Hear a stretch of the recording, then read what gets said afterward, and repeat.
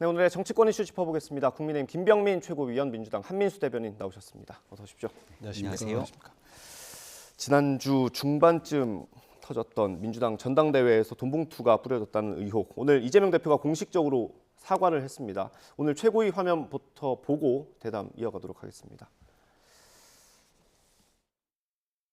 저희 민주당은 이번 사안을 엄중하게 인식하고 있다는 말씀을 드리면서 이번 일로 국민 여러분께 심려를 끼쳐드린 점에 대해서 당 대표로서 깊이 사과드립니다.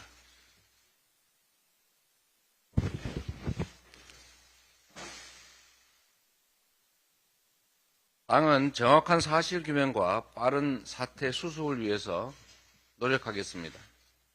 이를 위해서 송영길 전 대표의 조기 귀국을 요청했다는 말씀도 드립니다.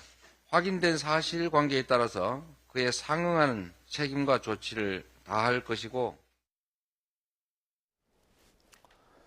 일단 송영길 전 대표는 언론과 인터뷰에서 예정했던 대로 7월에 들어오겠다는 입장을 여러 차례 밝히지 않았습니까? 송영길 전 대표에게 어떤 루트로 들어와 달라고 요청을 했는지 궁금합니다. 그것까지는 제가 좀 확인은 못했습니다만은 어제 이제 비공개 긴급 최고위원회도 있었고 대표가 이제 대국민 사과를 하시는 자리에서 그 송영길 대표에게 이미 조기 귀국을 요청했다고 했기 때문에 의견이 전달된 걸로 봐야 될 것 같습니다. 답이 있었습니까, 그러면? 거기에 대해서 좀 들은 건 없습니다. 하지만 당 대표께서 이게 2021년 네. 5월에 이제 송영길 전 대표가 당 대표가 될 때 민주당 정당대회에서 이루어졌다는 이제 일이거든요. 네. 보도가 되고 있고 거기에 대해서 현 당 대표가 대국민 사과를 하면서 송영길 대표의 조기 귀국을 요청했다는 말씀을 드렸고 그 다음에 수사기관에 신속하고 투명한 공정한 수사를 요청했고 이어서 이제 수사기관의 수사에 따른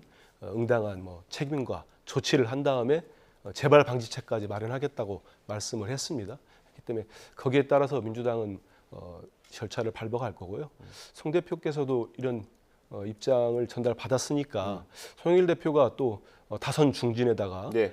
여당의 당대표도 하셨고 당의 지도자급이기 때문에 이런 요구에는 저는 응할 걸로 보고 있습니다. 네. 일단 이재명 대표 사과하는 모습 보셨습니다. 어떻습니까? 네, 시기가 좀 늦었죠. 이미 지난주에 중반에 이런 뉴스가 터졌고 목요일자 국민의힘 최고위원회에서부터 문제 제기들이 있었습니다. 네. 초창기 민주당의 반응은 시점이 조금 묘하다라고 주장하면서 이번에 뭔가 국면 전환용으로 이번 수사가 이루어지는 것처럼 대응을 했다가 네. 여론이 워낙 좋지 않는 상황이었고 또 이정근 부총장의 녹취가 있는 그대로 드러나 있기 때문에 아마 여기에 대한 사과를 안 할 수가 없는 상황이었을 겁니다. 그러니까 사과가 첫 번째 좀 늦었다는 것이고요. 두 번째로는 송영길 전 대표가 즉각 귀국할 수 있도록 조치를 취해야 되는데 일단 현재 메시지만 있는 거지 그 뒤로 어떤 행동들이 뒤따르지는 않고 있는 상황입니다. 네. 민주당에는 윤리심판원이라고 하는 또 기구들이 있을 텐데 지금 나와 있는 상황만 보더라도 심각한 도덕적, 윤리적 기준들을 넘어선 일이라는 건 자명해 보이거든요. 네. 검찰의 수사는 수사대로 진행하더라도 민주당 내의 도덕적 기준들을 한껏 높여서 이런 일들을 어떻게 정리할 것인지 등에 대한 구체적인 조치들이 있어야 되는데 너무 좀 뭉뚱그려진 상태로 일단은 좀 시간을 벌어보자라는 인식으로 접근한 건 아닌지 여기에 대해서 문제 제기를 안 할 수가 없습니다. 네. 그 원래 주말 사이에는 사실 진상조사가 이번 주부터 좀 시작이 될 걸로 전망이 됐었는데 그건 안 하기로 한 이유는 뭡니까? 일단 엄중하게 당대표도 말씀했습니다만 이번 사안은 당 입장에서 엄중하게 바라보고 있습니다. 그러면서 이제 여러 의견들이 나왔었죠. 회의 때도 나오고 하면서 당에서 다각도로 어떻게 이걸 진상을 알아볼 수 있는 네. 방안을 찾아보라는 얘기가 있었는데 당장 이제 그런 얘기들이 나오자마자 지금 여당도 마찬가지, 국민의힘도 마찬가지고 셀프 또 조사 아니냐 이런 또 비판들이 있었습니다. 있었고 실제 그리고 우리 김병민 최고님도 잘 아시겠지만 당내에서 조사한다는 게 어떤 수사권이랄지 이런 것도 전혀 없기 때문에 네. 특히 지금 그 압수수색을 당하신 예. 윤관석, 이성만 의원 두 분 다 이런 사실 자체가 없었다는 입장을 공개적으로 밝힌 상태 아니겠습니까? 네. 이런 상황에서는 그런 논란이나 또 비판이라는 걸 둘 때는 지금은 신속하게 수사를 하는 게 맞지 않겠나 이런 판단을 받았고 수사를 받고 또 거기에 따라서 어떤 상응한 조치를 하면 되지 않겠나 이런 판단을 하고 있습니다. 일단 예상되는 비판을 피하기 위해서 일단 진상조사는 실효성도 별로 없을 것 같고 그죠? 그래서 아마 안 하시기로 한 것 같은데 어떻습니까? 일단은 20명 의원에 대해서 돈 봉투를 받았다라는 의혹들이 계속 일파만파 커지고 있기 때문에 예, 뭐 10명 정도? 예. 처음에 10명 나왔다가 예. 지금 뭐 20명 현역 의원 그런 보도도 있긴 합니다. 보도도 예. 있는 상황이라면 적어도 민주당 내에서 어떤 의원들이 여기에 언류돼 있는지에 대한 최소한의 조사 의지들은 있어야 되지 않겠습니까? 만약 자체적으로 조사하는 부분들이 좀 어려울 수도 있을 겁니다. 그렇다면 해야 되는 게 제가 앞서 얘기했던 윤리심판원에서는 관련된 윤관석 의원 같은 경우는 녹취가 있는 그대로 드러나 있거든요. 네. 그러니까 이정근 부총장이 했던 녹취를 부인할 수가 없는 상황이라면 오빠 운운하면서 여기에 돈 줄 거 나도 좀 줬으면 좋겠다는 사람의 녹취 등등이 다 들어가 있잖아요. 그럼 그 녹취에 들어간 인물들이 누군지 밝히는 건 어려운 일이 아니라고 봅니다. 최소한 그 정도의 상황 파악 이후에 윤리심판원에서 이런 인사들에 대해서는 일벌백계 하겠다라고 당 차원의 조치가 있어야 되는데 그런 일들이 하나도 이루어지지 않고 있다는 것이죠. 그러니까 과거에 이재명 대표의 사법 리스크로 인해서 일단 부채포 특권도 특권이지만 관련된 수천억대 배임으로 기소가 됐지만 어떠한 조치도 이루어지지 않았습니다. 그러니 이재명 대표 본인에 대한 사법 리스크 이후로 민주당의 윤리심판원 기능들이 완전 무력화된 것 아니냐라는 네. 지적들이 있을 수 있기 때문에 과연 여기에 대해서 어떤 도덕적 기준에 맞춰서 자체 대응을 해나갈 건지도 국민들께서 많이 지켜보고 계실 겁니다. 이런 비판은 가능할 것 같습니다. 일단 언론에 뭐 땡땡땡으로 익명으로 나오긴 했지만 거론되는 의원들이 있지 않습니까? 그 정도는 찾아내서 조치를 할 수 있는 거 아닙니까?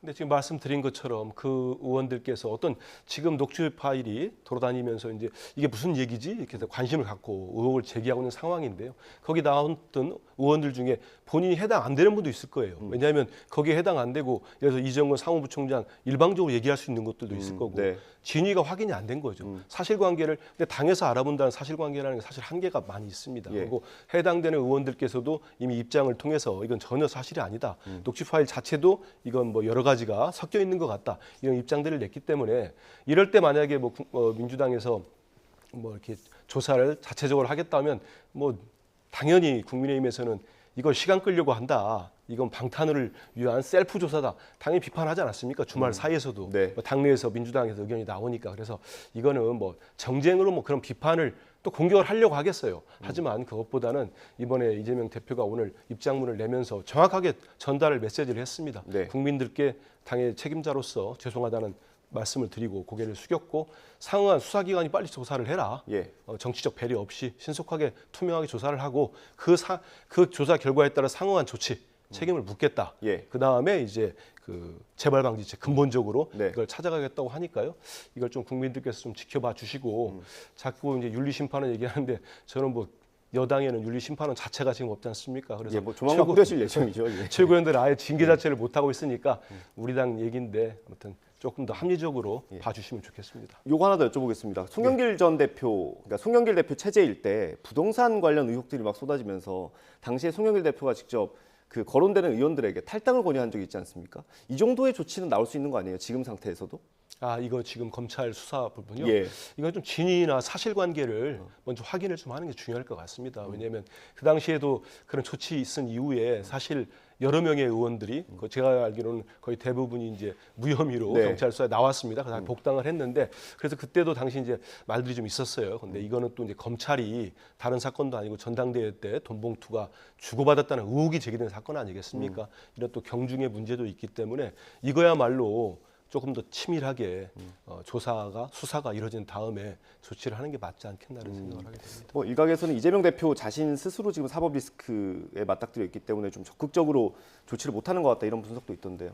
네, 과거에 최강욱 의원이 이른바 성희롱 발언 때문에 당원권 정지 6개월이라고 하는 중징계를 받게 됩니다. 그리고 나서 민주당의 윤리심판원이 가동됐다는 얘기를 들어본 적이 없거든요. 이른바 개점 휴업 상태가 아니냐 생각이 되는데 이런 이슈들이 나오게 되는 건 당원 80조 개정하게 되고 네. 또 이재명 대표에 관한 사법 리스크가 굉장히 큼에도 불구하고 사실상 윤리심판원이 이 문제를 정리하지 않잖아요. 그러니까 노웅래 의원 건 같은 경우도 기소가 돼 있지만 윤리심판원은 움직이지 않습니다.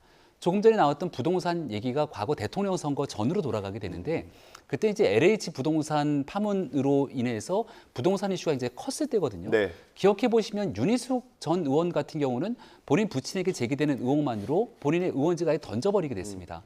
그리고 난 다음 할 수 있는 얘기들을 정말 도덕적 기준에 맞춰서 이야기를 하게 되죠. 네. 지금 이 얘기에 대해서도 저는 다른 사람들 A, B, C, D 찾기가 어렵다면 최소한 윤관석 의원 같은 경우는 녹취 분명히 들어가 있잖아요. 이정근 부총장이랑 얘기하고 있는 그 목소리의 내용만 보더라도 이걸 그냥 아무렇지 않은 듯 수사, 조사에 기대서 뒤로 차입히 밀고 되겠다는 건 민주당이 이런 문제를 처리할 의지가 없구나라고 바라볼 수밖에 없는 것 아닙니까? 이재명 대표가 있는 민주당 지도부가 과연 이 문제를 어떻게 끌고 갈지에 대한 그 나름대로의 기준점들이 있을 텐데 윤관석 의원에 대한 정리, 처리 여부들이 첫 번째 리트머스 시험지가 될 거라고 봅니다. 예, 뭐 거듭 여쭤보게 됩니다. 그 윤관석 의원 같은 경우는 처음에 녹취가 공개됐을 때 이건 짜깁기다라는 취지로 해명을 하지 않았습니까? 근데 그 이후에 그걸 뒤집는 녹취들이 또 나오고요. 이 정도 되면은 당에서 판단을 해서 좀 조치를 할 수 있는 거 아닙니까? 일단은 윤 의원이 거기에 대한 입장은 두 차례 냈었죠. 저희들이 이제 윤관석 의원이 입장을 낸 거를 그 입장 그대로도 존중할 필요가 있다고 생각을 합니다. 그리고 녹취 파일이 나온 것 자체도 지금 계속 보도가 되고 있고 하니까 저는 지금 검찰 수사가 뭐 우리 당에서도 신속한 수사, 투명한 수사를 요구를 했죠. 정치적 고려 없이 해달라고 네. 했는데 뭐 미적거리거나 그러지 않을 것 같아요. 특히 야당에 관련된 수사는 언제나 정광석화처럼 해왔지 않습니까? 예. 그렇기 때문에 속도를 더 낼 거라고 보고요.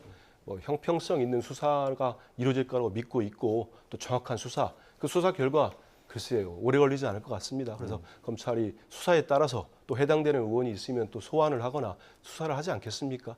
그 해명, 그다음에 소환, 그다음에 수사 과정들 보면서 당에서 또 필요한 조치가 있으면 거기에 맞춰서 하지 않을까 싶습니다. 근데 지금 당사자들, 그러니까 뭐 지도부는 제외하더라도 당사자들은 계속 뭐 야당 탄압이다라는 프레임으로 다가가고 있어서 이거 좀 나중에 검찰 수사가 나오더라도 네. 그때 가서도 그러면 판단하기 쉽지는 않을 것 같은데요. 어떻습니까? 이게 이제 민주당이 늘 해왔던 게 첫 번째 수사가 이루어지게 되면 검찰의 무리한 야당 탄압이다라는 게 첫 번째 주장이고 그렇게 해서 기소가 되고 나면 무죄 추정의 원칙에 따라서 법적 판결을 봐야 되지 않겠냐. 1심 재판이 나오면 대법까지 가봐야 되지 않겠냐. 그렇게 해서 지금 대법 확정 판결이 안 나온 가장 대표적인 인사가 조국 전 법무부 장관입니다. 하세월 시간이 계속해서 흘러서 지날 때까지 결국은 의원 임기가 다 마치는 상황이 오게 될 수도 있겠는데요. 뭔가 이런 일이 터질 때 법적 판단 뒤에 숨기보다는 정치권에 있는 정치인이라면 거기에 대한 보다 엄밀한 도덕적 기준으로 높일 필요는 분명히 있는 것이겠죠. 만약에 녹취가 없는 상태에 여러 가지 의혹 제기들이 쏟아졌다면 보다 분명한 진상 규명이 필요하다 이런 주장에도 힘이 실릴지 모르겠습니다만 네. 최소한도로 국민들이 다 듣게 되는 상황까지 노출이 됐다면 거기에 대한 판단을 미루게 되는 것 국민들이 쉽게 납득하기는 어려울 것 같습니다. 예, 뭐 지도부의 입장 말고요. 네. 대변인님 개인적으로는 당사자가 어떤 판단을 할 필요도 있다고 생각하십니까? 뭐 개인 입장을 제가 얘기하는 건 뭐 부적절해 보입니다만은 그 의원들께서도 수사가 진행이 되면은 본인의 입장을 보다 더 구체적으로 내놓지 않겠습니까? 그런 절차랄지 그런 책임감 이런 것도 필요하니까 싶습니다. 예, 알겠습니다. 반복되는 질문 너무 많이 드려가지고 죄송합니다. 아니, 그렇지 않습니다. 뭐 이게 상황인지라 그렇게 뭐 여쭤볼 수밖에 없는 것 같고 다음 주제 넘어가 보겠습니다. 김태호 국가안보실 1차장이 미국에 갔다 돌아왔고요. 하지만 이 도감청 의혹은 아직까지 뭐 완벽히 해소된 건 아닌 것 같습니다. 지금까지 상황은 어떻게 보십니까? 네, 뭐 국민들께서 우려하는 지점들이 분명히 있을 거라고 봅니다. 일단은 있어서는 안 되는 일들이 발생을 했고요. 그리고 대한민국 국익의 관점, 또 주권국가의 관점에서 당당하게 잘못된 일에 대한 요구는 필요할 겁니다. 하지만 그에 대한 주장과 함께 또 대한민국의 가장 강력한 동맹 국가이기 때문에 이른바 정보의 중요성이 얼만큼 큰지에 대한 확인까지 된 것이거든요. 정상회담 등을 거치면서 겉으로 얘기 다 하지 못하는 측면에서의 정보 동맹, 향후의 기밀들에 대한 공유, 대한민국이 끌어낼 수 있는 모든 국익적 차원에서 끌어낼 수 있는 일들에 대한 지렛대를 삼아서 뭔가 이번에 있었던 잘못된 일들이 앞으로 두 번 다시 일어나지 않고 또 우리 국익의 보탬이 될 수 있는 외교적 성과를 이번 정상회담을 통해서 실무진들도 면밀하게 좀 다잡았으면 좋겠다는 생각입니다. 혹시 도감청 의혹이 불거진 뒤에 그 대통령실이나 뭐 부처에서 여당 지도부에 설명하는 자리가 있었습니까? 김기현 대표와 핵심적인 뭔가의 교류들은 항시 의견을 주고받기 때문에 그 안에서는 많은 내용들이 오갑니다만은 최고위원들까지 다 같이 있는 상태 속에서 뭔가 대통령실이 그 내용들을 공유하거나 하고 있지는 않습니다. 예, 뭐 요 내용만 가지고 뭐 그런 보고 형태가 있었는지 궁금해서 여쭤본 겁니다. 공식적인 보고 형태가 있지는 않았지만 예. 아무튼 관련된 여러 가지 주요 사안이 있을 때마다 당 대표 중심으로 또 대통령실 등과 긴밀하게 의견들을 주고받는 건 맞습니다. 하나만 더 여쭤보면 그 지금까지 그러니까 김태호 차장이 미국으로 출국할 때까지의 어떤 대통령실의 대응이랄까요? 이게 좀 미흡했다는 건 인정할 수밖에 없는 상황인가요? 김태효 차장의 발언이 매우 적절치 않았다는 건 인정할 수밖에 없겠죠. 왜냐하면 나와서 했던 김태효 차장의 발언으로 인해서 굉장히 구설수가 올랐고, 그러니까 악의적인 도청의 그 악이라고 하는 표현들 때문에 구태여 그 문제를 풀어가는데 하등 도움이 안 되는 내용들이 쏟아진 것도 맞습니다. 그래서 애당초 이제 안보실장이 바뀌고 조태용 신임 안보실장이 온 이유 중에 하나도 그런 실무적인 디테일이 굉장히 강점을 갖고 있는 인사가 조태용 실장이거든요. 네. 그러니까 조태용 실장의 리더십을 좀 살려서 특히 예민할 수밖에 없는 이 한미 관계 어떻게 국익우 중심으로 풀어낼 수 있을지에 대해서 조금 더 면밀한 접근 또 세심하게 관련된 메시지 하나하나에도 신경을 써야 된다고 생각합니다. 예. 민주당은 오늘 대통령실 앞에서 기자회견을 했죠. 어떤 내용이었습니까? 예, 오늘 최고위 발언들도 많은 최고위원들이 얘기했지만 일단은 김태효 국가안보실 1차장이 네. 가장 실세라는 거 아니겠습니까? 그건 뭐 본인 스스로도 인정하는 것 같아요. 말씀하신 거 보면은 자태가 인정하는 것 예. 같은데요. 이분을 그냥 놔줘서는 안 된다. 경질을 하는 요구를 했습니다. 전 지금 대통령이나 여당의 지지율이 뚝뚝 떨어지는 이유 중에 하나도 여러 가지 이제 뭐 한일 굴욕적인 정상회담도 있었고 도청국 파문이 있었는데요. 이게 터지고 난 다음에 대처하는 모습들이 너무 좀 국민들 입장에서 볼 때는 네.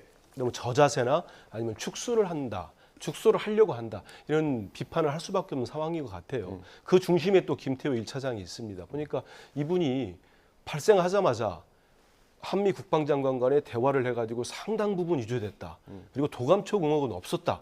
이런 말씀을 계속했어요. 네. 근데 미국은 거의 같은 날 미국 국방부에서나 백악관에서는 매우 심각한 사안이다. 일부만 위조됐다. 이런 얘기를 하고 있는 거예요. 그리고 악의적, 말씀하셨습니다. 악의적 도청이 없었다. 이건 정말 있을 수 없는 얘기죠. 무슨 미국의 성선설입니까? 도청이 무슨 악의가 있고 뭐 선의가 있습니까? 불법이죠. 근데 네. 그런 얘기를 하고 난 다음에 미국에서는 그 도청 자료, 기밀 자료 유출자를 체포를 했어요. 그러니까 지금 입장이 싹 바뀌어가지고 하는 얘기, 전 이 얘기 들으면서도 상당히 불쾌하고 좀 이해가 안 되는데 미국 측과 만날 때마다 유감을 미국 측이 표명했다. 이게 무슨 얘기입니까? 그래서 저는 이런 것들을 보면은 지금 이런 게 터지면은 정부에서는 일단 진상을 요구하고 이거 뭔지 밝혀라. 그렇게 당당하게 나가야 됩니다. 그리고 우리 야당에서 요구했듯이 재발 방지 요구해라. 이런 것들이 어찌 보면은 한미 정상회담 얼마 안 남았지 않습니까? 미국 가가지고 우리 대통령이나 정부가 할 수 있는 외교적 지렛대가 될 수 있어요. 네. 이런 힘을 가지고 국내에서 봐라. 그러면서 도청 의혹 문제 삼고 정상회담에 또 의지 없다면서요. 이걸 사이드든 어디든 문제를 삼아가지고 우리 기업들과 우리 국민들이 그렇게 원하고 있는 반도체법, 인플레 감축법, 우리 기업들 국민들 살아야 될 거 아닙니까? 이런 걸 하나라도 더 얻어내야죠. 이걸 외교적 지렛대로 사용할 생각은 안 하고 그 요구를 한 민주당 탓하고 실제 가가지고는 말 한마디도 못한 것 같아요. 그러면은 이분이 지금 우리 대한민국의 외교안보 컨트롤 타워라고 하는데 계속 김태호 차장이 이렇게 컨트롤 타워를 하는 게 우리 국익 외교에 맞는 건지 우리의 자존심 외교에 맞는 건지 이건 대통령께서 당장 미국이 정상회담 있으니까 바로 경질을 못하면은 그 이후에라도 경질을 하는 게 맞지 않나는 생각이 듭니다. 네. 경질을 요구하고 있습니다. 인사 문제는 이제 인사권자의 최종적인 판단이기 때문에 관련된 내용들에 대한 복합적인 고민이 필요할 겁니다. 일단 발언에 관한 문제에 대해서는 뭐 공의 문제가 좀 있었던 상황들에 대한 인식들이 있을 것 같고 같은 실수가 반복돼서는 안 될 거라고도 생각을 합니다. 그리고 이제 정상회담의 주요 의제로 올라오게 되는 것은 수면 위의 의제로 올라오는 내용들이 있습니다만 수면 아래에서 서로 공유하게 되는 내용들이 분명히 있을 거거든요. 미국 차원에서 없는 얘기들을 김태효 차장이 이른바 지어서 얘기하지는 않았을 거라 보고 네. 관련된 상황 속에서 지난날 있었던 이 도감청 의혹 이슈에 대해서 송구한 내용들에 대한 표현이 있었다면 분명히 거기에 대해서 지렛대 역할로 충분히 이번 한미 정상회담에서 조금 더 나은 성과를 가져오는데 보탬이 될 거라 봅니다. 네. 야당이 주장하고 제기하고 있는 많은 내용들도 대한민국의 국익에 분명히 보탬이 될 수 있도록 이러한 야당의 주장도 있으니 두 번 다시 이 같은 도감청 의혹으로 인해서 대한민국 주권 침탈하는 일이 없어야 된다고 하는 강력한 주장들도 아마 물밑에서 충분하게 논의될 거라고 생각합니다. 이렇게 한번 여쭤보고 싶어요. 그 안보실 1차장의 그 악의적 도청은 없었다. 이 발언만 빼면 지금까지 우리 정부의 대응, 뭐 국내 여론을 살피는 것 그리고 국민들에게 설명하는 것 그런 것들이 다 대체적으로는 괜찮았습니까? 그 발언만 빼면? 일단은 순차적으로 가는 그 시기들은 저는 맞았다고 생각합니다. 왜냐하면 첫 번째 문제가 발생되고 난 바로 그 다음 날 야당에서 이 모든 것들을 기정사실한 것처럼 정치 공세를 펼쳤고 거기에 핵심적인 내용은 이른바 대통령실이 용산으로 이전했기 때문에 NSC가 도청된 것처럼 얘기를 합니다. 하지만 그 내용은 사실이 아닌 명확하게 드러나지 않은 내용으로 나타나는 것 아니겠습니까? 대통령실이 도청되지 않았다고 하는 내용들을 분명하게 밝혀왔고 이게 이제 영국, 프랑스, 이스라엘 등 해당 주요 여러 국가들이 같이 얽혀져 있는 사안인데 마찬가지로 해당 국가들도 주요한 정보 내용들이 그 안에 들어가 있기 때문에 그 내용이 사실이 아니다라고 일단은 정확하게 관련된 내용에 대한 팩트 체크부터 시작을 했거든요. 그리고 난 다음 미국의 도 감청이 사실상 실질적으로 있었던 사안이라면 여기에 대한 문제 제기를 하는 건 매우 당연한 일이겠죠. 하지만 중간에 이와 같은 일부 참모의 발언 혹은 전체적인 기조가 조금 더 강력하게 할 말을 하는 모습들이 대한민국 국민에게도 비춰져야 되지 않겠는가라는 지적, 그 두 가지 내용들에 대해서는 뼈아프게 생각하고 좀 받아들여야 될 대목이 있다고 봅니다. 네. 저는 여기서 좀 지적을 할게요. 뭐 좀 좋은 말씀 해주셨기 때문에 처음부터 좀 우리가 너무 저자세지 않았나 이런 것도 여론에 다 국민들이 보고 있다고 생각을 합니다. 왜냐하면 일본 정상회담, 한일 정상회담도 그렇지 않습니까? 그래서 저는 대통령실에서 처음부터 너무 규정을 도감청 없었다고 하는 순간 더 위험한 상황이 될 수도 있었어요. 왜냐하면 그러다 보니까 대통령실 핵심 관계자 워딩으로 해가지고 말로 기사가 나왔어요. 네. 이거는 통신 감청이 아닌 시킨트가 아닌 휴민트일 가능성이 있다. 저는 이 얘기를 듣고 경악했습니다, 사실. 그렇게 그 얘기라는 거는 우리 대통령실 주변에 국가안보실장과 외교비서 간의 대화를 날 것으로. 그러면 보십시오. 정말 날 것이죠. 대화 자체가 오고 가는 게 다 샜지 않습니까? 네. 근데 도감청이 아니면 어느 사람이 스파이가 있어서 흘렸다는 얘기인데 그거라면 더 심각한 거죠. 매우 심각한 상황이 벌어집니다. 그리고 자꾸 용산 이전 문제를 얘기하시는데요. 그 얘기는 지난해 이제 4월에 그 국회에서도 국민의힘 의원들 사이에서도 제기가 됐습니다. 우려가. 네. 그래서 이 우려를 정치 공세로 치부하시지 마시고 당장 그렇지 않습니까? 우리가 개인적으로 이사를 갈 때도 새로 집 구해가지고 가는데 2달 만에 갑자기 옮기지 않아요. 계획 삼아가지고 미리가 점검도 다 하고 그렇습니다. 가스는 어떻게 잘 되는지도 보고 문은 잘 달려있는지도 보고 그렇지 않습니까? 근데 대통령실을 옮기는데 2달 만에 갔습니다. 그럼 이런 도감청 의혹 사건이 터지면은 점검을 해야 됩니다.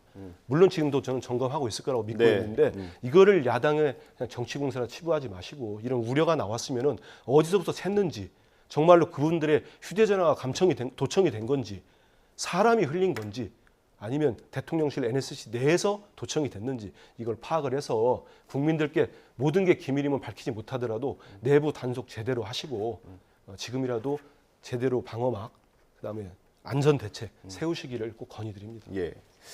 그 국민의힘 입장에서는 그렇게 볼 수 있을 것 같아요. 이게 어쨌든 외교 안보적으로 굉장히 조심스럽게 다뤄야 되는 사안 아니겠습니까? 근데 민주당에서 용산 이전을 프레임으로 걸어버리니까 이거는 반박을 하지 않을 수 없는 그런 상황이 되는. 근데 일단은 예. 프레임이라는 표현은 전 뭐 동의를 안 하는데 왜냐하면 저희가 크게 이제 두 가지 제기를 했죠. 하나는 정말로 이런 도청 의혹 사건이 벌거졌고 퍼졌으니까 빨리 진상을 요구를 해라. 거기에 맞춰서 우리 정부가 대응을 해야 된다.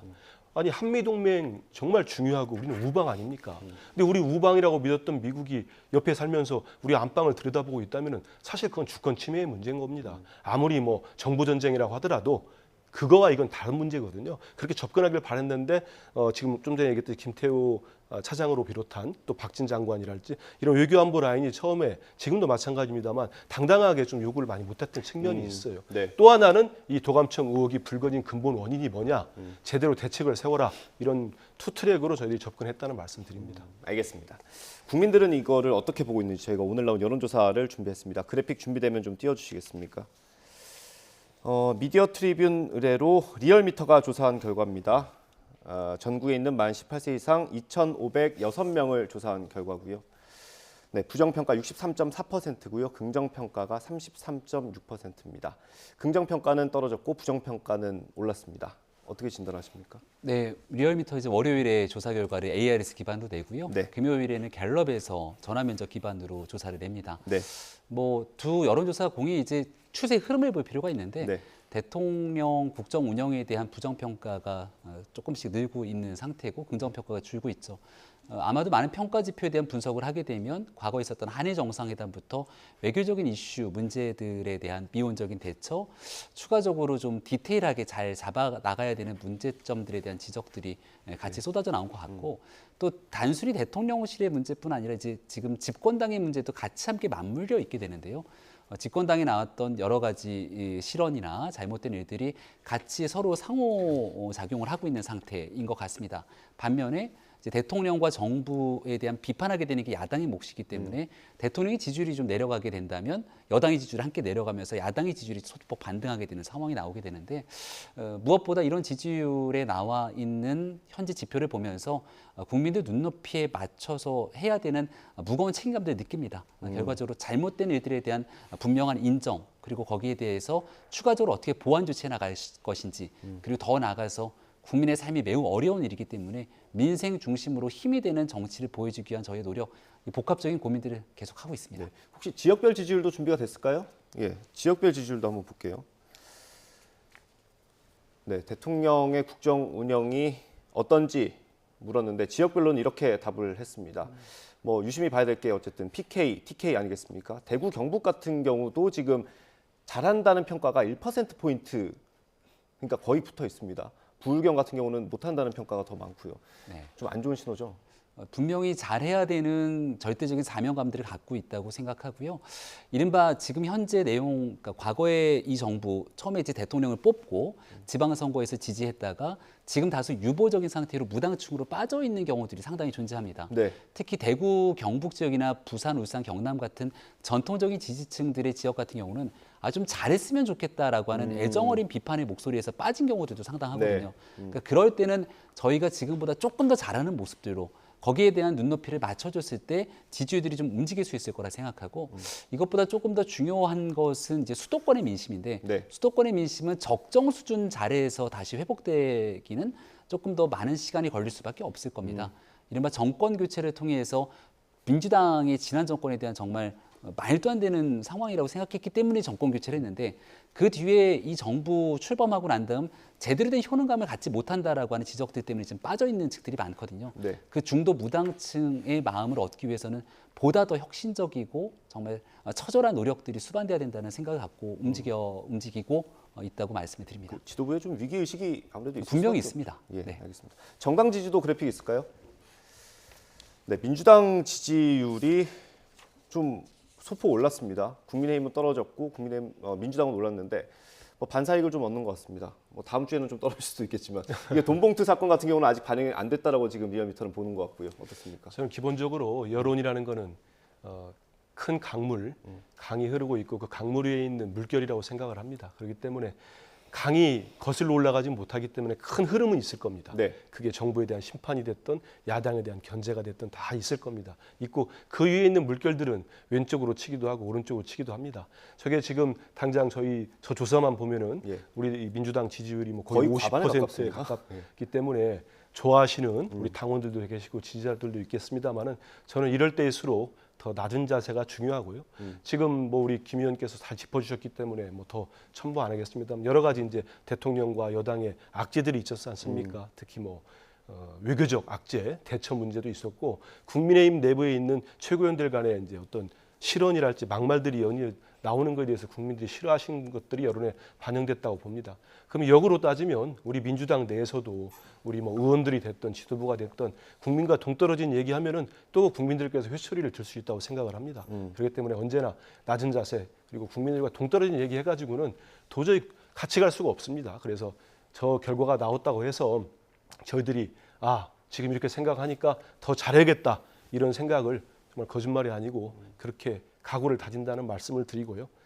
뭐 이게 또 언제 변할지 모르기 때문에 예, 다음 주에 변할 수도 있죠. 일일비하지 않고 잘 받들도록 하겠습니다. 예, 알겠습니다. 이게 뭐 여론조사 별로 이렇게 구분하는 거는 원래 잘 안 맞는 거긴 한데 그 중도층이 다른 조사 보면은 한 20-30%씩 나오는 경우도 있지 않습니까? 근데 이 숫자상으로만 보면 이제 중도층에 있으신 분들이 민주당을 많이 지지하시는 것 같거든요. 현재는 좀 과제일 것 같습니다. 그러니까 지금 이 리얼미터 조사가 ARS 기반의 응답률이 낮은데요. 그러다 보면 아무래도 적극적인 지지층 응답이 큽니다. 그래서 리얼미터 조사는 무당층이 좀 작게 잡히고요. 갤럽 여론조사를 비롯해 전화면접 응답률을 높게 하면 무당층이 많게는 30%까지 잡혀서 국민의힘, 민주당, 무당층이 거의 동등할 정도의 수준까지 나타납니다. 예. 그래서 이게 특정 정당으로 가지 않고 양당 정치에 실망해서 빠져 있기 때문에 오늘 동아일보 신문의 일면에 보면 그냥 정치의 실종이다 이렇게 대통령실, 여당, 야당 뭐 전체적인 다 떨어졌다. 신뢰감들을 표출하고 있는데요. 무겁게 받아들여야 될 측면이 있다고 생각하고 정치가 결국 국민의 삶을 더 나아지게 만드는 일인데 어디에서부터 이 잘못된 측면들이 있는지 반성하고 그 부분을 잡아나가는 게 저희 모두의 숙제라고 생각합니다. 네, 아마 총선 전에는 다 같이 반성하는 시간이 있지 않을까 싶습니다. 네, 다음 주제 넘어가 보겠습니다. 전광훈 목사가 사실 주말 사이에 국민의힘과 결별을 선언할 거다 뭐 이런 기사가 많이 나왔는데 오늘 기자회견 봤더니 또 그런 내용은 아니더라고요. 저희가 기자회견 내용을 조금 묶어봤습니다. 이거 보고 얘기 나눠보겠습니다. 저는 남녀노소와 지역을 초월한 모든 국민들, 특히 공산주의와 불구대천의 원수일 수밖에 없는 기독교, 불교도, 천주교도 등 모든 종교인들은 경쟁적으로 국민의힘 당원 가입운동에 참여할 것을 호소합니다. 국민의힘 지도부의 응답을 기다리면서 지금까지 정당 민주화를 요구했던 모든 분들과 연대하고 싶습니다. 반드시 한국교회 전체가 다 일어나서 대한민국을 지켜내고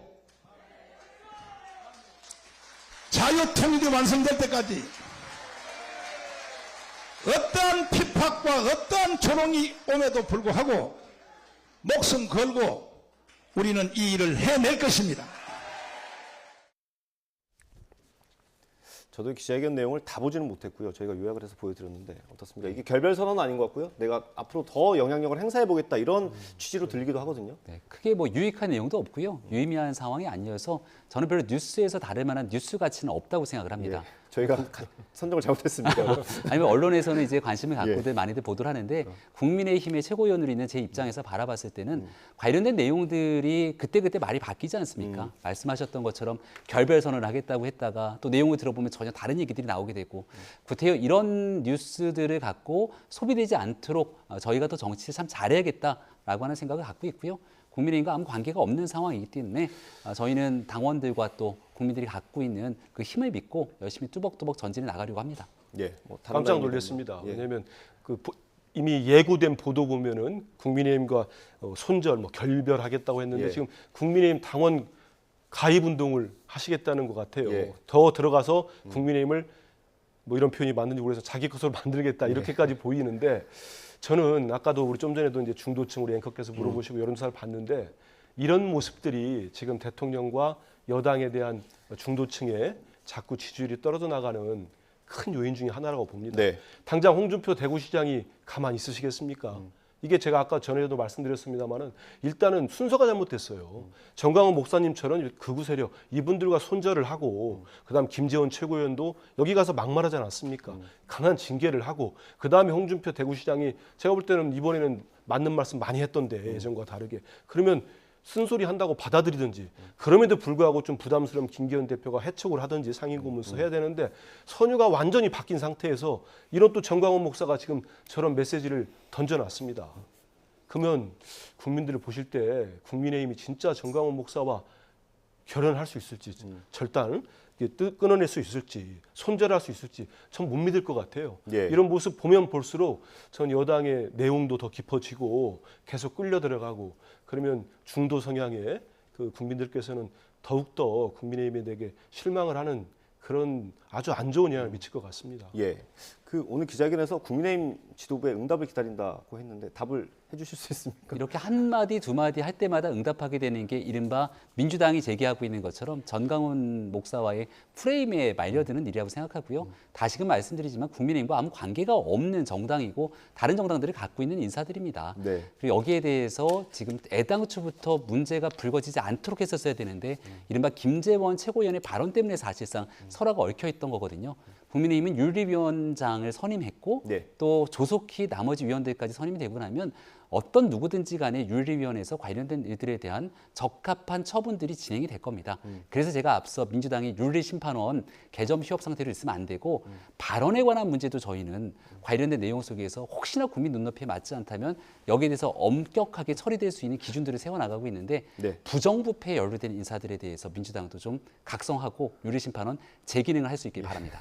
마무리를 민주당으로 해주셨습니다. 깨알처럼 또 우리 당을 공격했는데 저는 뭐 공격할 수도 있겠습니다만은 그거 할 이렇게 여력 있거나 정신 있으면 빨리 정광호 목사부터 예. 어떻게 해결해야 되지 않을까 싶습니다. 토론의 기술이라고 생각하고 싶습니다. 이게 뭐 오늘 정광훈 목사가 기자회견을 하는 과정에서 헌법을 수차례 강조했습니다. 정당 정치가 이러면 안 된다 이러면서 헌법을 수차례 언급했는데 저도 찾아보니까 헌법에는 종교와 정치는 분리된다 당연하죠. 이 내용도 있더라고요. 이것도 당연하죠. 시청자 여러분들께서 참고하시면 좋을 것 같습니다. 두 분 말씀 오늘 여기까지 듣겠습니다. 고생하셨습니다. 고맙습니다. 감사합니다.